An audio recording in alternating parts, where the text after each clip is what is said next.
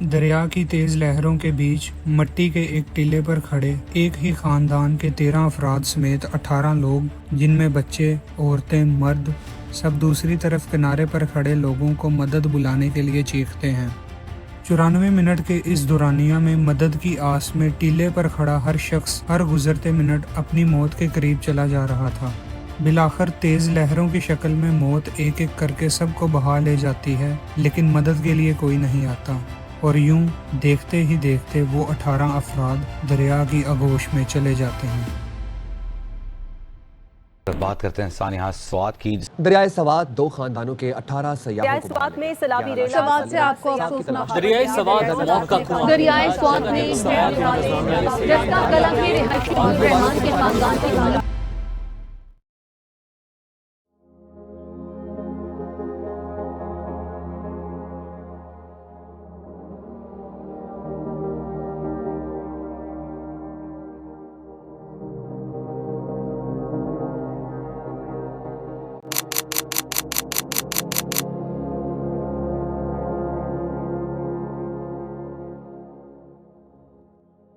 सताईस जून की सुबह को तकरीबन 10 बजे के करीब ये हादसा पेश आता है कि जब सियालकोट की तहसील डस्का से स्वात आने वाला एक खानदान दरिया स्वात के किनारे एक तफरीही मुकाम फजागट पर नाश्ता करने के बाद सेल्फीज लेने के लिए दरिया के अंदर जाते हैं। उस वक्त दरिया का पानी बहुत कम और अपने मामूल के मुताबिक बह रहा था। उन अफराद को देखकर मर्दान से स्वात आने वाले 5 अफराद भी दरिया में तस्वीरें बनाने के लिए उतरते हैं और कुछ ही पल में पानी के एक रेले ने दरिया के बहाव को बहुत तेज कर दिया, जिसे देखकर वो 18 अफराद मिट्टी के एक टीले पर चढ़ जाते हैं और मदद के लिए पुकारते हैं। मुकामी लोग जिले इंतजामिया और रेस्क्यू सर्विसेज को मुतअद्दिद कॉल्स करते हैं, जिनमें से ज्यादातर कॉल्स का कोई जवाब तक न आया। तकरीबन 1 घंटा गुजरने के बाद जब रेस्क्यू सर्विसेज की टीमें इमदाद को पहुंची तो मालूम हुआ कि रेस्क्यू वाले भी दरिया के किनारे पर खड़े लोगों की तरह उन अफराद की कोई मदद नहीं कर सकते थे, क्योंकि न उनके पास कोई लाइफ बोट्स थी और न ही ड्रोन्स वगैरह थे जिसके जरिए उन तक कोई रस्सी या लाइफ जैकेट्स पहुंचाई जा सके।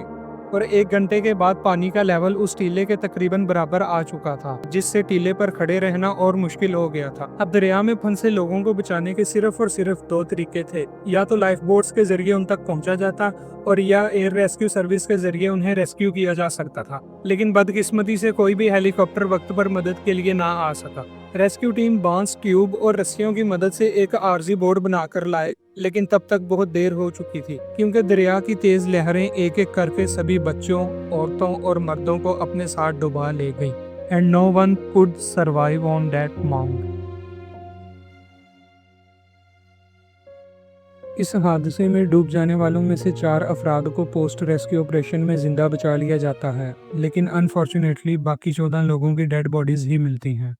लेकिन ये हादसा अपने पीछे बहुत से सवाल छोड़ गया जो उन 14 जिंदगियों की मौत की वजह बने, जिनमें सबसे बड़ा सवाल ये था कि 1.5 घंटे के टाइम पीरियड में भी उन 18 लोगों को रेस्क्यू क्यों न किया जा सका, और इस सब का जिम्मेदार कौन, कसूरवार किसे ठहराया जाए। क्या जिम्मेदार PDMA का अदारा था जिन्होंने हाई अलर्ट जारी नहीं किया? क्या जिम्मेदार ज़िले इंतजामिया थी जिन्होंने कोई इकदामात नहीं कर रखे थे? क्या जिम्मेदार मुकामी इंतजामिया थी जिन्होंने कोई SOPs पर अमल नहीं किया? क्या गलती रेस्क्यू सर्विसेज की थी जो मौका पर ना पहुंच सकी, या फिर जिम्मेदार वो 18 अफराद खुद थे जो सियाहत के लिए स्वात गए थे?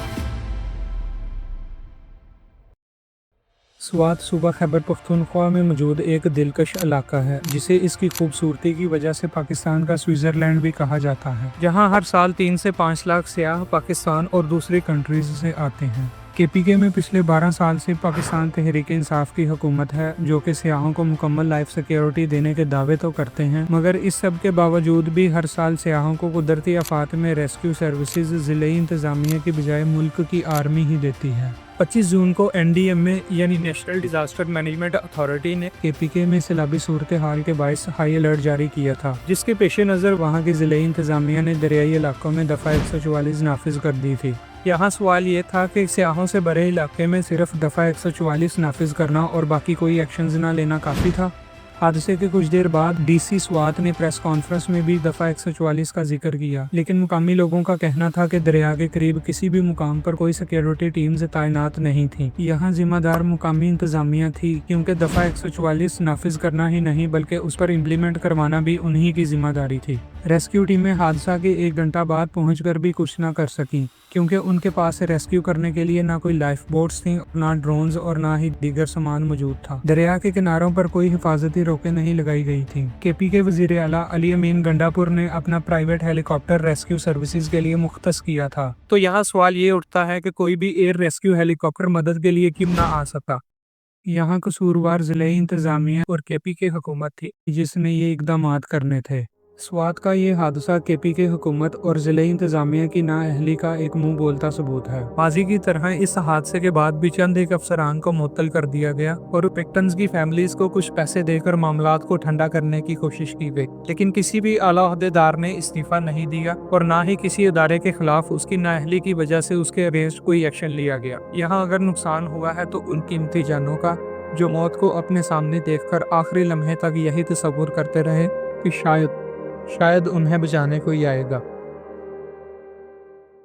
Thank you so much for watching. अपना बहुत सारा ख्याल रखें, दुआओं में याद रखें। अल्लाह हाफिज़।